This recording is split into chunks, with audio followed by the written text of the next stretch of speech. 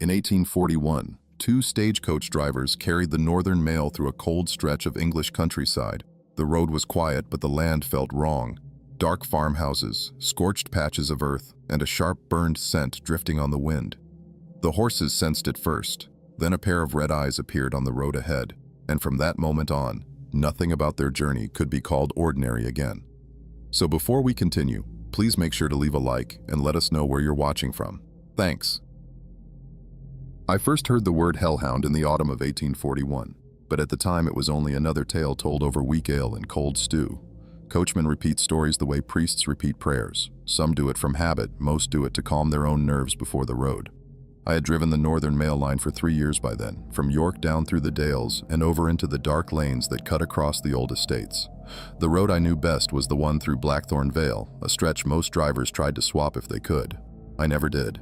I needed the money, and I had grown used to the long silences between the rise of one hill and the next. There were 4 of us on the coach the night it began. I held the reins. Beside me on the box sat Tom Barlow, older by 20 years and broad in the shoulders, with a red scarf round his neck and a worn cap pulled low over his brow. He had driven in every kind of weather and claimed he could smell a snowstorm a day before it came. Behind us, on the small iron step, rode Harris, the guard, with his brass horn and musket. Inside the coach, we had only 2 passengers, a linen merchant from Leeds and a young woman in a dark traveling cloak who said little and watched the world through the grimy window glass. The season had turned early that year. By the time we left the posting inn at Thistlebridge, the wind already cut through my coat and the first thin frost lay along the edges of the troughs. Our horses stamped and tossed their heads as we harnessed them. 4 grays, strong and usually calm. That night they would not stand still. The ostler swore there was nothing wrong with them, yet the animals rolled their eyes and drew back from the road as if something waited there. Their breath rose in pale clouds. The air held a faint stench, a bitter scent that did not come from horse, leather, or damp wood. Tom spat over the side of the yard and watched the eastern sky. "Too dark for this time," he muttered. "Moon's there somewhere, but the clouds have swallowed it." He glanced at me. "You sure about the Vale tonight, John? We could ask to swap for the western run." "We have the mail," I said. "They won't wait for a clear sky. The postmaster already complained about delays last week. We go or we look for new work." Harris checked the priming of his musket and gave a small shrug. "I have ridden this line 10 years, he said. "Highwaymen are not so bold these days, and I have seen nothing worse than a lame horse in that valley." He paused, then added, "Still, the innkeeper was eager to see us off. Too eager. Did you notice?" I had. Old Carter had rushed our supper and kept glancing at the door whenever the wind pressed against it. When I settled the account, he leaned closer and told me that a flock had gone missing from the pasture near Blackthorn 3 nights in a row. "No tracks," he said. "No blood. The farmers found only black patches on the grass that crumbled at a touch." He lowered his voice when he spoke, and his eyes moved to the other men in the room, as if the story itself offended them. I had laughed it off, but the image stayed with me now as we rolled out of the yard. The first miles passed in the familiar rhythm of wheel and hoof. The road from Thistlebridge to the valley mouth ran between low stone walls slick with moss. Thin hedges rose behind them, stripped by the season. Lamps glowed in a few distant farmhouses, then vanished as we climbed. I kept my eyes on the pale line of the road where it cut through the dark.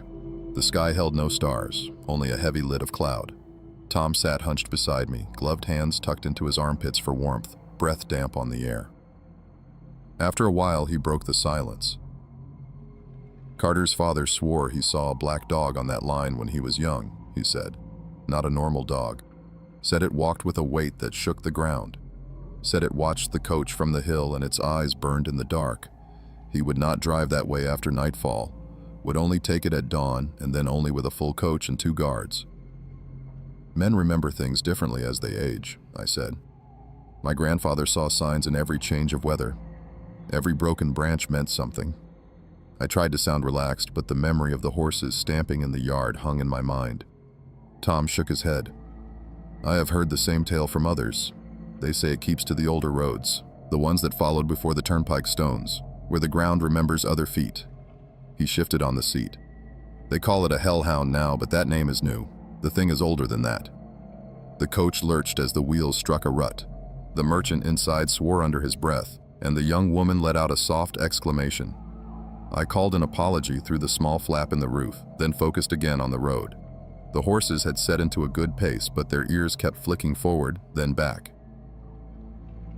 Once, the lead mare jerked her head hard to the side as though something had brushed against her. I saw nothing beyond the circle of our lamps. The first odd thing we noticed came about an hour later. As we neared the top of the rise before Blackthorn Vale, a pale glow flickered along the roadside ahead. At first I thought it was a lantern. The road curved, and for a moment the light vanished behind the hedge, then came back again. It did not swing as a carried lantern would. It held steady, low to the ground. The smell in the air changed. The earlier bitter note grew stronger, mixed with a hint of something burned. Harris rapped on the roof. "Do you smell that?" he called. "It is not wood smoke." "I smell it," I answered. My tongue felt dry. "We will see the cause soon enough." We crested the rise, and the vale spread ahead of us, a dark hollow lined with bare trees and dull fields. The light that we had seen was not a lantern. A patch of earth lay beside the road, larger than a man's height, dull red at the edges and black in the center. It did not shine like an ember. It had no movement, yet it glowed faintly in the gloom, enough that I could see how the surrounding grass ended in a sharp line around it. The blades near the edge curled inward, dry and brittle. Tom swore under his breath. "That was not here 3 nights ago," he said. "I came through with Fuller on Tuesday. The field was normal then." I slowed the horses and steered the coach as far to the opposite side of the road as I dared. The animals snorted and tried to shy away, hooves clattering on the stones. As we passed, the smell grew intense, so harsh it brought water to my eyes. It was not the scent of a normal fire. It carried something sour, something that settled low in the throat. The young woman inside knocked on the roof. "Is something burning?" she called. "I can see a strange glow through the window." "Only a patch of ground," Tom answered. "Nothing to concern you, miss. Likely a farmer's rubbish fire burned low." His voice did not match his words. The strain in it would have been clear even to someone who did not spend their life reading tones. Once we were past the patch, the horses eased slightly, but the air did not clear at once. The scent clung to us, then slowly thinned. I thought of Carter's missing sheep and the black patches he had described. I had imagined damp, mold, or disease. This was something else. I kept my hands tight on the reins, knuckles stiff inside my gloves. For a long stretch, none of us spoke. Only the rumble of wheels and the occasional rattle of harness filled the night. The road dipped into the vale. Trees rose close on either side, their branches meeting overhead in a kind of tunnel. The lamps threw short, thick beams that died a few yards ahead. Twice I thought I saw movement at the edge of that light, but each time it turned out to be only a branch shifting under the wind. "It is quieter than it should be," Harris said softly from behind us. "No owls, no foxes. Even the sheep fields are silent." I listened, and he was right. The usual small sounds of the countryside were gone. Only the wind moved through the trees, and even that seemed held back. The stillness pressed on my ears until my own breathing sounded too loud. A thin sweat began to form under my cap despite the cold. I told myself that I was being foolish, that the glow had some workman's cause, that the smell came from a chemical or a burning cart left to rot. Yet my thoughts kept circling back to the way the grass had ended in that sharp line, and the manner in which the horses had tried to pull away. I had seen them balk at streams, scents, and shadows, but I had never felt their fear reach my hands like that. We passed a small milestone half buried at the edge of the ditch. The carved numbers were worn, but I knew them already. 2 more miles to Blackthorn Bridge. 1 mile beyond that to the fork where the road split between the main highway and the older track that curved along the hill. We always took the older track with the mail. It cut off time, and the main road sank into mud when it rained. I thought of that fork now and felt a faint pull in my chest, a tightness that had nothing to do with the cold. I cleared my throat. "When we reach the fork, we could stay on the main road," I said. "We would lose some minutes, but the ground should still hold for the wheels. It has not rained for days." Tom turned his head slowly. The light from the nearest lamp showed the lines at the corners of his eyes. "You hate that road," he said. "You always complain about the ruts. What changed?" "You saw that patch," I answered. "And you know the horses felt it. I would rather fight mud than whatever made the grass end that way." Harris shifted behind us. The butt of his musket clicked softly against the iron rail. "I am not against a longer way," he said. "As long as we reach the next station with the bags intact, they care more about that than the exact hour." Before we could settle it, the roof flap lifted and the merchant's face appeared, pale and creased with annoyance. "What is this talk of changing the route?" he demanded. "I have business in Durham tomorrow. I paid for the fastest line. I will not crawl through half the county because you saw some strange soil." "The horses are unsettled, sir," I said, "and Blackthorn Hill has its own troubles. The old track is narrow. If there is something ahead that makes them panic, we have little room to manage them." He snorted. "You coachmen breed fear among yourselves. Every valley holds a phantom in your mind. I will not arrive late because of some superstition. Take the usual road. That is what I paid for." The young woman's head appeared beside him for a moment. Her eyes moved from my face to Tom's, then to the darkness behind us. "If the driver believes another road is safer," she said quietly, "I see no reason to argue. The difference of an hour will not ruin anyone." The merchant drew back as though she had touched a sore place. "You may waste your time if you wish," he said to her. "Mine is not so easily replaced." He dropped the flap without waiting for an answer. Harris gave a short, humorless laugh. "There you have it," he said. "Profit over peace." Tom stared ahead. "We are not lackeys to one man's impatience," he said. "You hold the reins, John. You will answer for the choice at the next station, not him. Decide what you can live with." The weight of that settled in my chest. I thought of the patch near the road, the smell, the silent fields. I also thought of the postmaster, his thin mouth, and the way he wrote to the company about any delay. I imagined myself turned off the line, searching for work on lesser routes. For a moment, my thoughts moved between those images. Then the decision formed, plain and solid. "When we reach the fork," I said, "we will judge the main road with our own eyes. If it is firm, we take it. If it is already turning to mire, we keep the usual track. That is the best I can offer." Tom grunted. "Fair enough," he said. "Though I will say this. I have never seen horses pull so against a stretch of road and then settle again. Whatever they felt back there, they have not forgotten it." We went on. The trees grew closer, the branches lower. A broken gate appeared on the right, its boards blackened, not by age or rot, but by something else. The wood had cracked and curled, as if subjected to great heat, yet no ash lay on the ground beneath it. I could see where old paint had blistered. The hinge iron had a faint, dull sheen, as if it had cooled not long ago. "Look there," Tom said under his breath. "I see it," I replied. I did not slow. I did not want the horses lingering near it. Still, I could not stop my eyes from following the line of the broken gate into the field beyond. Near the center of that field lay a shape. The lamps only grazed it for a moment as we passed, but in that brief time I noticed enough. The outline suggested a large animal, perhaps a cow or a bull. The body did not rise and fall. The surrounding ground appeared darker than the rest. I could not be sure, yet the sight joined the other details in my thoughts. The young woman's voice drifted from inside. "Did you see that?" Tom called back without turning. "Saw something in the field, miss. Best not to dwell on it. We will report it at the next station." She did not answer. For a few breaths, even the merchant kept quiet. We reached a stretch where the trees opened slightly. A low stone wall marked the edge of the road, beyond which the land rose in a slow slope. Short scrub covered it, dark and tangled. I kept my eyes mostly on the road, yet some impulse made me glance up the slope as we passed a gap in the wall. 2 points of red hung there in the dark, set at a height too low for a man and too high for a normal dog. They did not flicker. They did not move. They watched the road. My throat tightened. The horses felt it at once. All 4 jerked their heads and pulled against the harness. The lead mare tried to veer toward the left ditch. I hauled the reins and spoke to them, words of habit that had calmed them in storms and near carts. This time they responded more slowly. Their muscles trembled under the leather. Tom followed my gaze. His body went rigid beside me. For a moment we both stared at those red points. Then a cloud of darker shadow seemed to fold over them, swallowing them. There was nothing on the slope but scrub and stone. "Tell me you saw that," he whispered.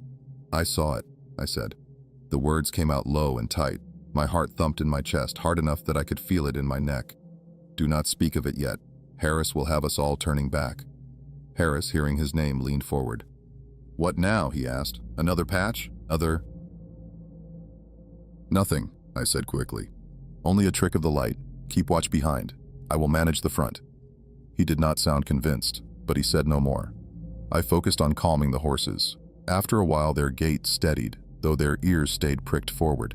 The reins still carried a faint tremor. My mind worked over what I had seen. 2 red points, suspended in darkness. No outline around them, no lantern frame, no rider astride a horse, only that fixed, steady gaze.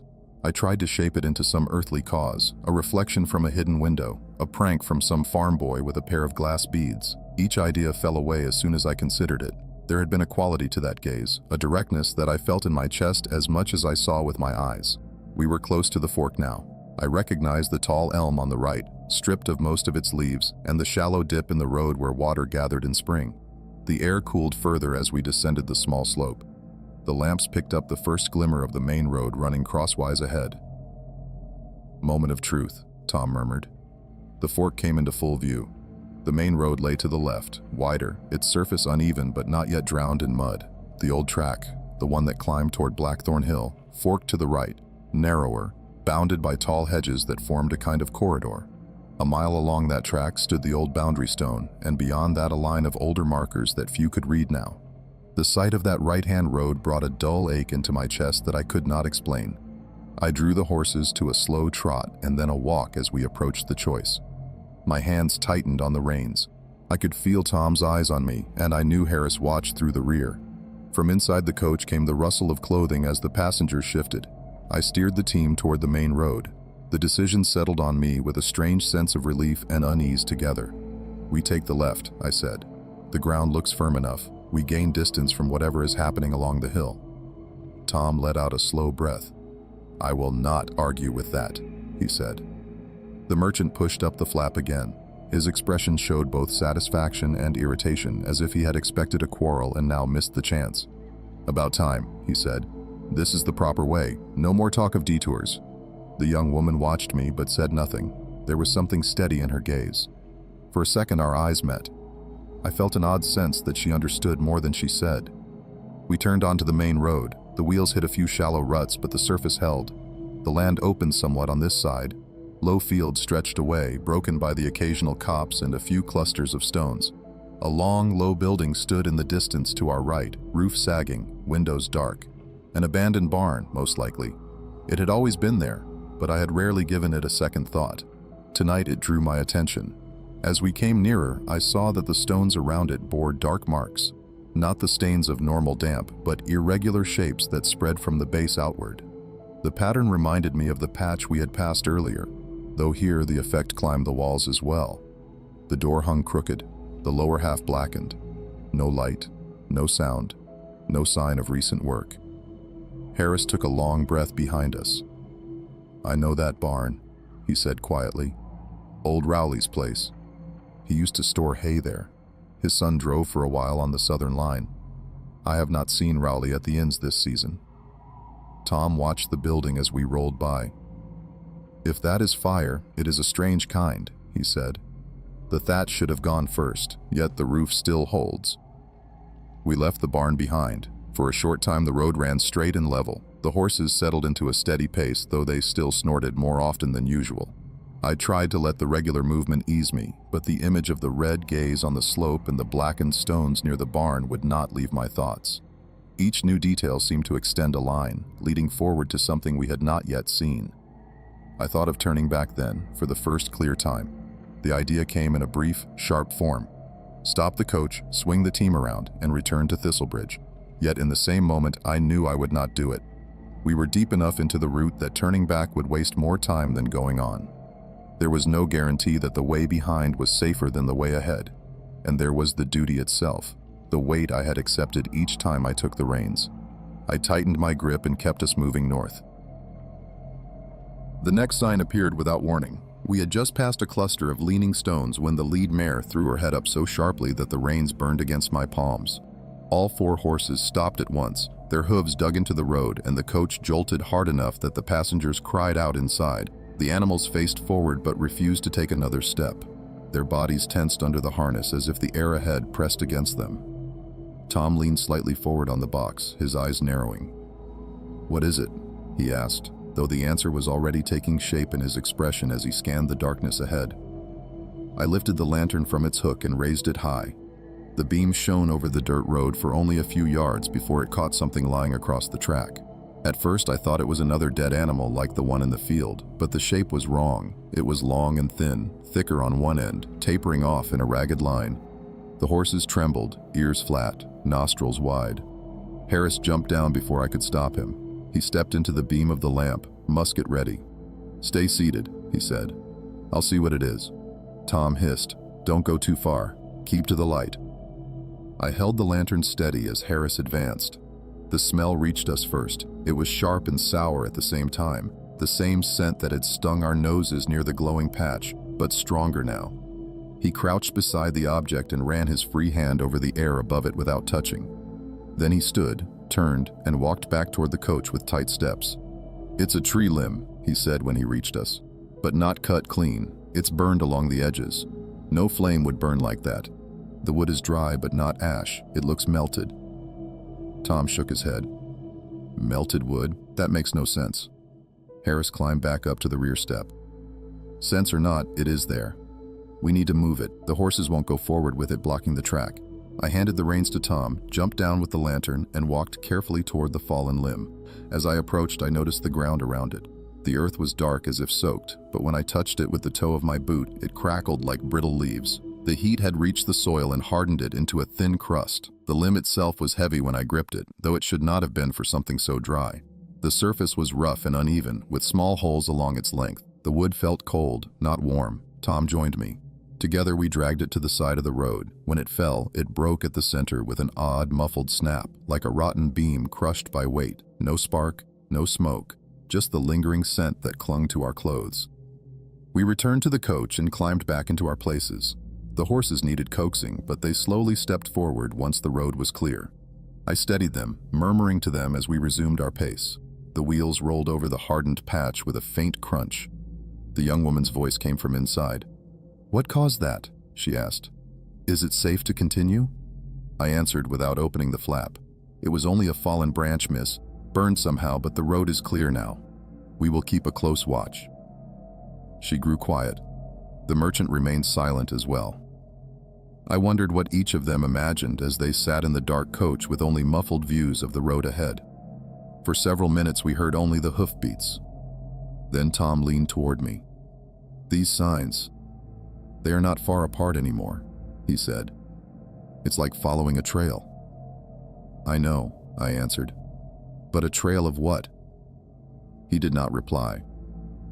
Harris shifted behind us, restless.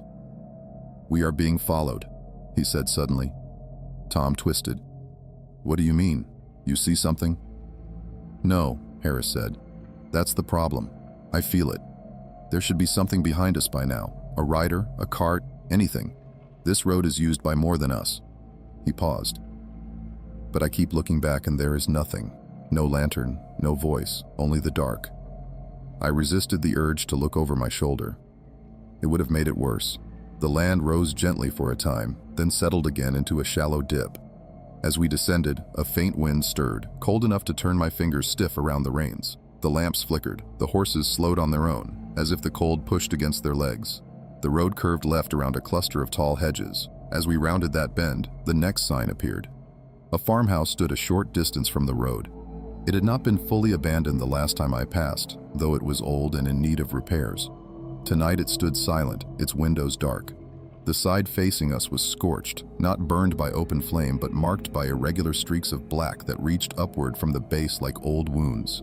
The front door hung by one hinge. Near the entrance lay a bucket, overturned, with a dark stain spread beneath it. I slowed the coach. The window shutters, loosened by time, creaked slightly in the wind.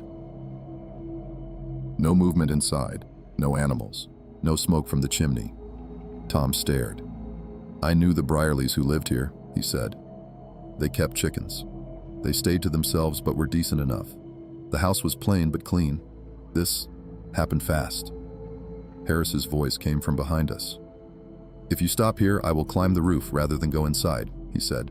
"Keep moving." I reached for the reins, ready to urge the horses forward, when I noticed something I had missed at first. Behind the house, near the fenced area that once held chickens, the ground glowed faintly. A dull red rim, larger than the other patches we had seen. Around it, the fence posts leaned at strange angles, blackened and curled. A section of wire lay twisted.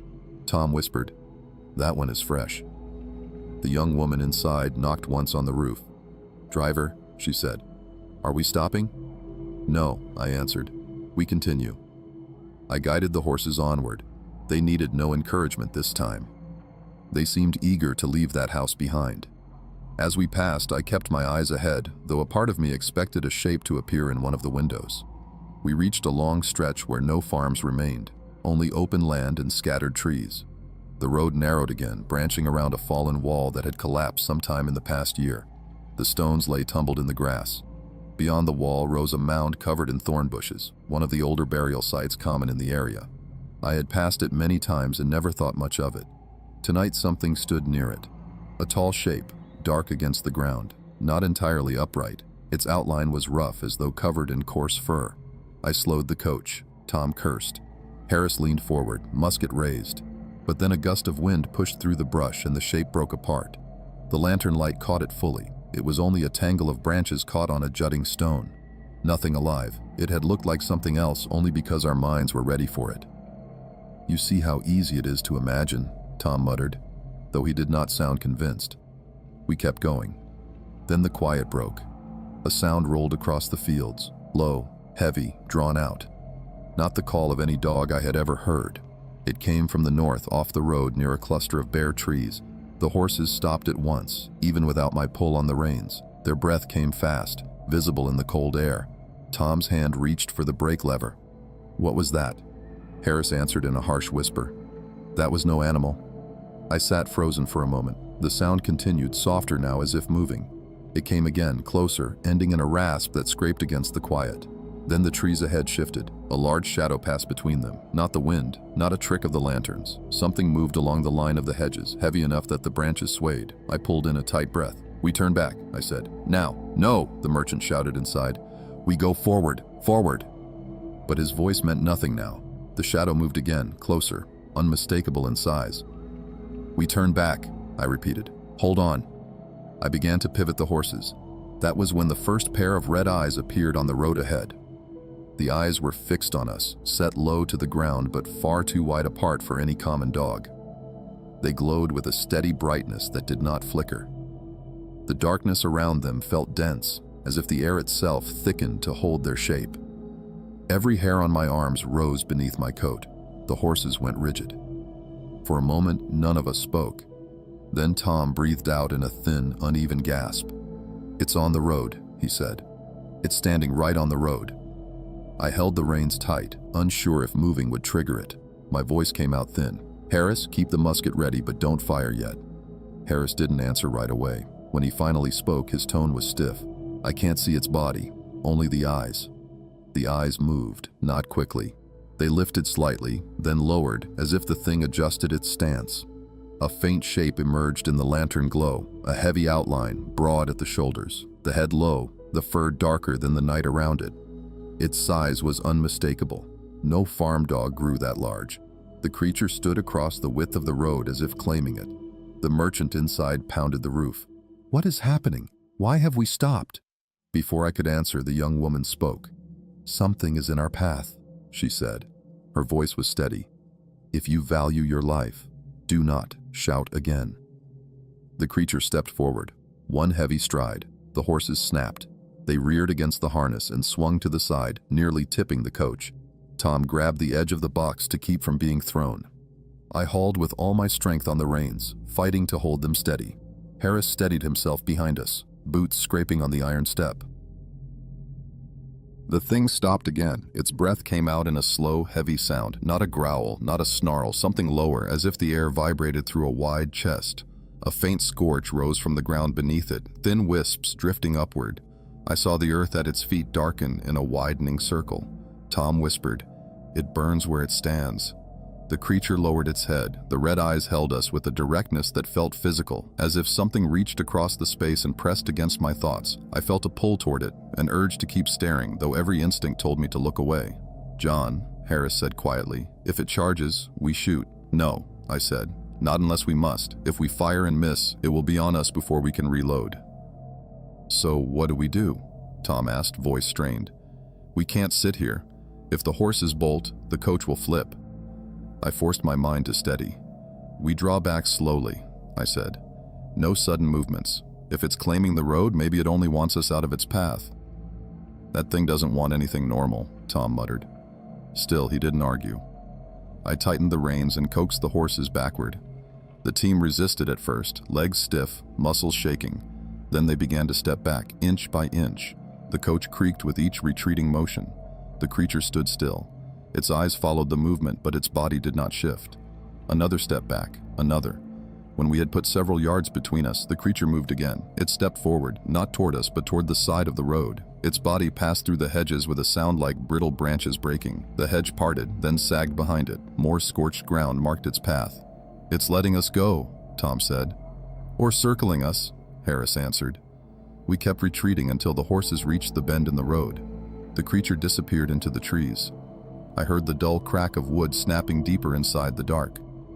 We're turning around, I said. Hold on.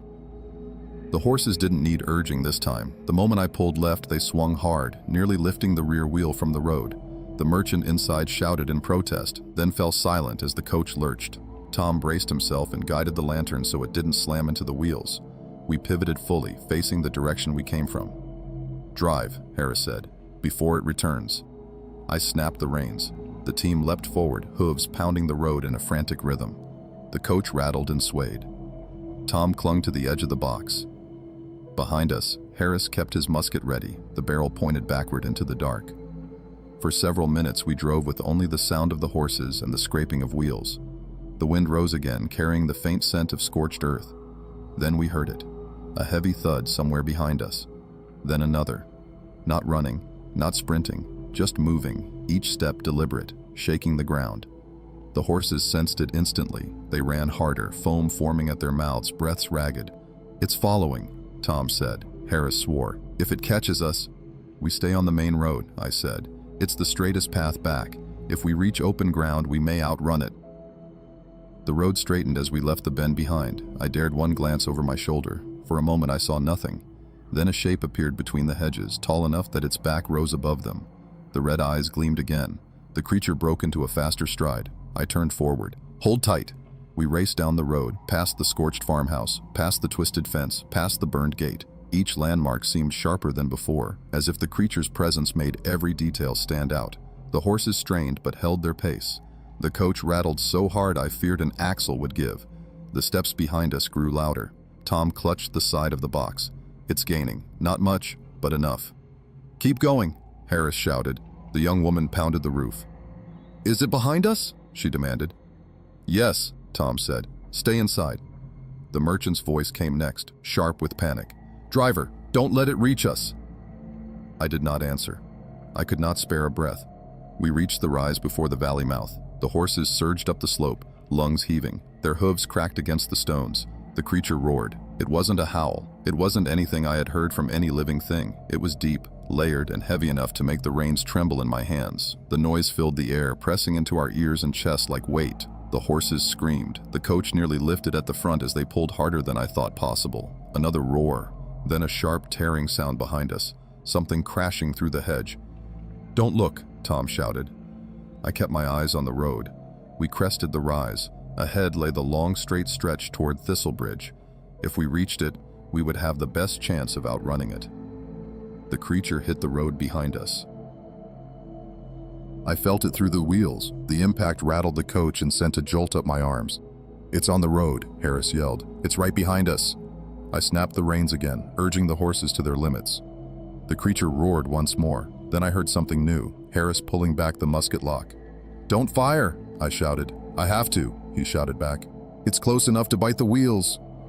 No. The musket fired. The sound blasted through the night, echoing across the fields. The horses bucked but ran on. I didn't dare look back yet. I waited for the roar, the impact, the sound of claws on wood. But the night went still. Only the wheels, the hooves, and the hard breaths of the team filled the air. Then Harris spoke, his voice shaking. Driver, it stopped. Tom twisted wide-eyed. What do you mean stopped? It's not following, Harris said. It's standing in the road, not moving. I risked a look. The creature stood far behind us now, just visible in the lantern's diminishing glow. Its eyes burned through the dark. Its body was still. The road beneath it glowed in a circle. It watched us. Nothing more. "We keep going," I said. "Don't look back again." We fled toward Thistlebridge. We were less than a mile from the outer farms of Thistlebridge when the horses began to falter. They had given everything they had on the run from the valley, and their strides were turning uneven. I tried not to push them, but each time I eased the reins, they slowed too much. Harris stayed rigid on the rear step, the musket empty but gripped as if he could fire it again through will alone. Tom hung onto the box with one hand and held the lantern forward with the other, his breath sharp in the cold air. The lamps at the roadside finally came into view, small and weak, but a sign that the edge of the village wasn't far. I imagined the stable yards, the posting inn, the men who could help if the creature appeared again. The thought steadied me. Then the wind shifted. A familiar odor rolled over us. The same bitter, burned scent we had encountered near the scorched patches. It clung to the road and seeped through the air, growing stronger with each step. The horses sensed it before we did. Their heads jerked up, eyes wide. The lead mare slowed to a nervous trot, snorting clouds of white. The rhythm of the coach broke again. Tom held the lantern higher. "Not again," he muttered. We reached a small bridge just ahead, a stone crossing, low and narrow, spanning a shallow brook. The lamps along its sides flickered as if the wind pressed against them. The horses balked near the entrance, hooves scraping the stones. "What now?" Harris demanded. I leaned forward to steady the team. "They won't cross." Tom pointed to the left side of the bridge. "There, look." I turned the lantern. A section of the stone railing had collapsed. At first it looked like simple erosion or damage from a fallen cart, but then the light caught the marks. The stones bore the same dark scorch as the farmhouse. The soil near the brook was hardened, cracked, and steaming faintly. Thin wisps rose from it, not smoke from heat, but something else. Thin, thread-like vapors that moved straight up into the dark as if pulled by an unseen force. The scent intensified. I swallowed. "It passed this way." Tom nodded. "Not long ago." The horses shuffled anxiously. The mare closest to the bridge refused to move forward, her muscles trembling under the harness. The other three pressed sideways, trying to pull away from the gap in the railing. "We need to cross," Harris said. "There's no other way into Thistlebridge without adding hours." Before I could answer, another sound cut the air, a faint scrape, not from behind us, ahead. The sound came from under the bridge. The horses reared so violently that the coach jerked forward and slammed back. Tom nearly lost the lantern. Harris steadied himself against the iron rail. Something moved in the shadows beneath the bridge. Slow, deliberate movement against stone. The scrape came again, louder, followed by a low, heavy breath. My heart thudded against my ribs. The creature had not been behind us. It had circled ahead. The young woman knocked twice on the roof, her voice tight. "What do you see?" I didn't answer. My throat had gone dry. The merchant said nothing at all, as if he recognized the danger for the first time. Tom whispered, "It's underneath." The horses refused to go forward, but also refused to turn. They pressed against each other, nearly crushing the pole between them. I tried to calm them, but my voice shook. "Easy, easy." The scraping turned to a thud, a deep sound, something hitting stone from below. It was moving upward. Harris lifted the musket, though it had no powder left. "If it comes up here, we have nothing," he said. The creature struck the underside of the bridge again. The entire structure trembled. Dust fell from the joints in the stone. The horses screamed and kicked out, one of them nearly slipping on the road. Tom grabbed my arm. "Back the coach, quick!" I jerked the reins and pulled hard. The horses responded at last, stepping backward in uneven, panicked motions. As we retreated several yards, another impact shook the bridge. One stone near the gap cracked clean down the middle. The space beneath the bridge filled with a low rumble, not a growl, something heavier, something that seemed to come from deeper in the chest of whatever waited there. Then the eyes appeared, not ahead of us, not behind us. Directly under the bridge, between the broken stones, the unmistakable red glow flared to life. The eyes rose higher as the thing lifted its head. Its bulk scraped against the stonework, and for the first time I saw more than an outline. Its fur was dark, coarse, clinging to its frame in thick clumps. Its head was broad, its snout long, its teeth exposed in a silent, grinding motion. Steam rose from its body where it touched the stone, leaving fresh scorch marks. Tom spoke barely above a whisper. "It waited for us." I felt my stomach twist. The creature had not been chasing us. It had driven us here. "We need to run the coach around it," Harris said. "Break through the brush." "That brush hides a ditch," I said. "We'd overturn." "Then what?" he barked. "We stay here and wait for it to climb out?" Even as he said it, the creature's claws scraped at the stone ledge, gaining purchase. Its head rose higher through the broken railing. The air around us tightened. The horses reared again. One nearly toppled backward. Tom gripped the lantern with both hands. "John, listen. If the creature is climbing, the bridge won't hold. The stones are already cracking." He was right. The bridge shook under the weight beneath it. If it collapsed while we were on it, we would all be thrown into the ravine. I made the only choice left. "We drive across," I said. "Now." Tom stared at me. "The horses won't go." "They will if we force them," I said. "And if we don't, that thing will reach the road." I snapped the reins hard. The horses balked but then lurched forward as I drove them toward the bridge. Their bodies shook with fear, but instinct pushed them into motion. I yelled again, louder, and they surged ahead. The creature roared from below, a deep, grinding bellow that shook the bridge so hard I felt it through the coach seat. Its claws scraped stone as it tried to pull itself up. The glow from its eyes brightened through the gap. "Go!" Harris shouted. The horses thundered onto the bridge. The wheels clattered across the stones, each rotation echoing against the hollow below. The bridge vibrated under the weight. Tom kept the lantern aimed downward at the gap. The creature's head reached the top of the railing. Its teeth snapped. Its breath steamed. The stones beneath it cracked again. The horses lunged forward in a final, desperate burst, clearing the bridge's midpoint. The coach jolted violently as the rear wheel struck a loose stone. Harris nearly fell but caught the rail with both hands. We reached the far side. The moment the wheels touched solid ground, the bridge gave a violent shudder. A deep crack echoed behind us. I didn't slow until we were several lengths away. Tom twisted around. "The bridge! Look!" I risked a glance.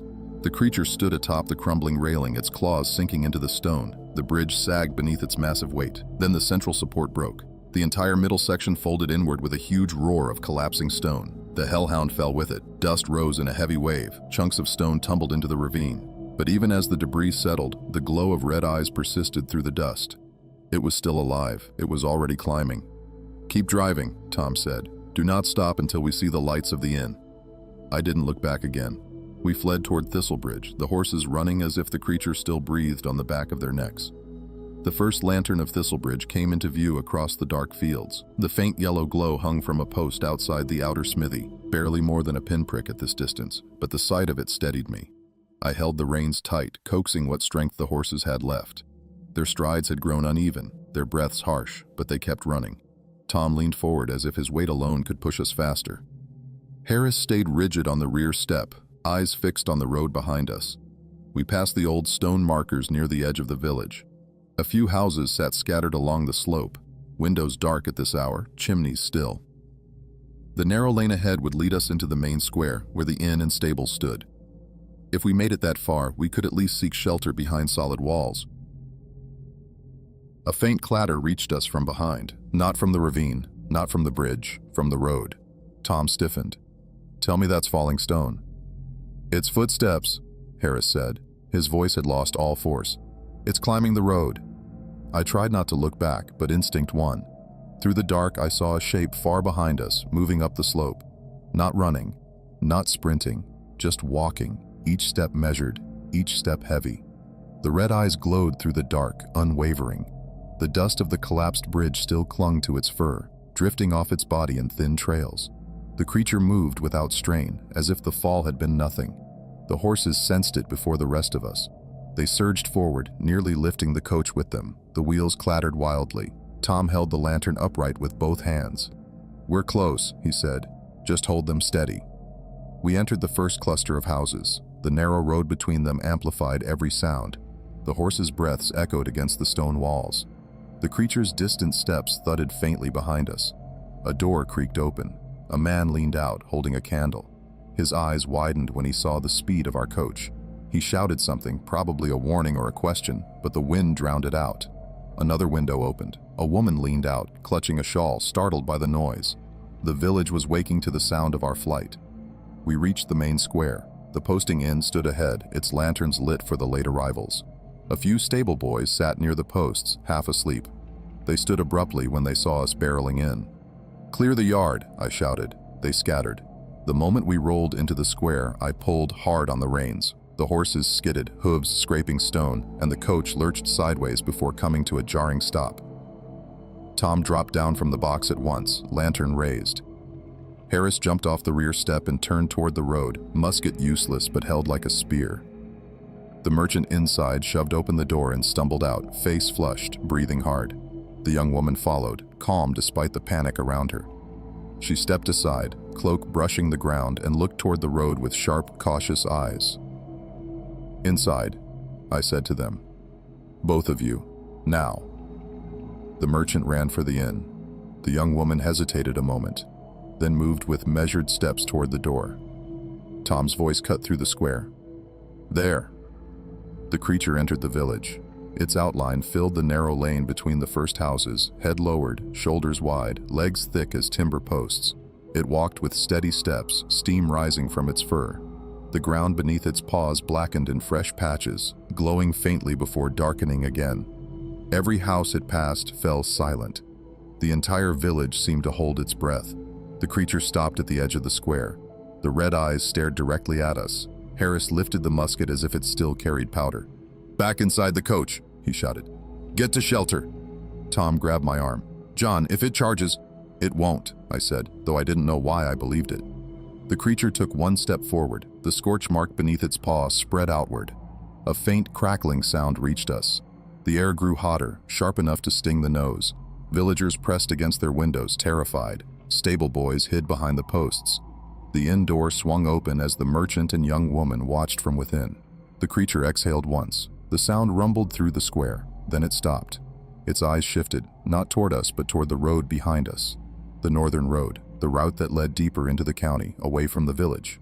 It turned, slowly, without rush or hesitation. It walked past the well, past the edge of the square, past the outer barns. Each step left a patch of scorched ground, but it never changed pace. It passed the last row of houses and continued into the fields beyond, heading north. We watched until the red glow of its eyes disappeared behind the hedgerow. Only when it was fully gone did anyone breathe again. Harris sagged to one knee. Tom lowered the lantern. I felt the reins slip slightly in my hand, my fingers numb with cold and strain. The villagers emerged slowly. Men with lanterns, women clutching coats, stable boys wide-eyed and trembling. They gathered around us in a loose circle, whispering questions none of us could answer. Someone asked what it was. Another asked where it went. A third wanted to know if it would return. I didn't speak until the crowd quieted. "It won't return tonight," I said. "It was moving north."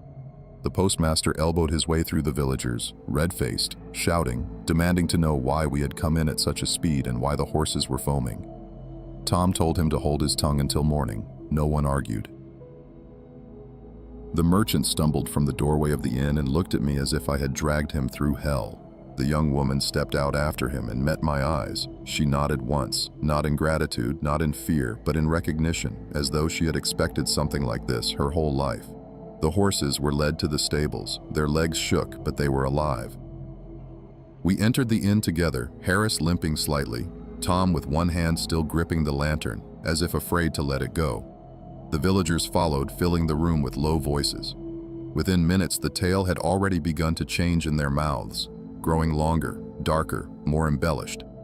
I let them talk. I had no interest in shaping their stories. When the innkeeper asked me what I thought the creature was, I answered simply. "I don't know," I said, "but it burns the earth, and it was here." That night I didn't sleep. Neither did Tom. Harris dozed against the wall for a few minutes at a time, but woke at every sound. The young woman stayed near the fire, eyes fixed on the door. The merchant locked himself in his room and refused to come out for breakfast. By dawn, the scorched path through the village was all anyone spoke of. Word spread fast. Men from nearby farms came to see it. Some called it a sign. Some called it a curse. Some said we imagined it all. But the earth held the truth. By afternoon, riders were dispatched to nearby towns to warn them. Others followed the scorched trail north. They did not go far. The trail ended abruptly in a patch of dried, blackened soil. No tracks continued beyond it. No scent. No marks on the trees. The creature had vanished. If you ever pass through Thistlebridge, you will still hear it told. How in 1841 the first hellhound walked into the village and left its mark on the coach road. Some men question it, others swear by it. But the earth keeps the record, and those who drove that night never questioned what we saw.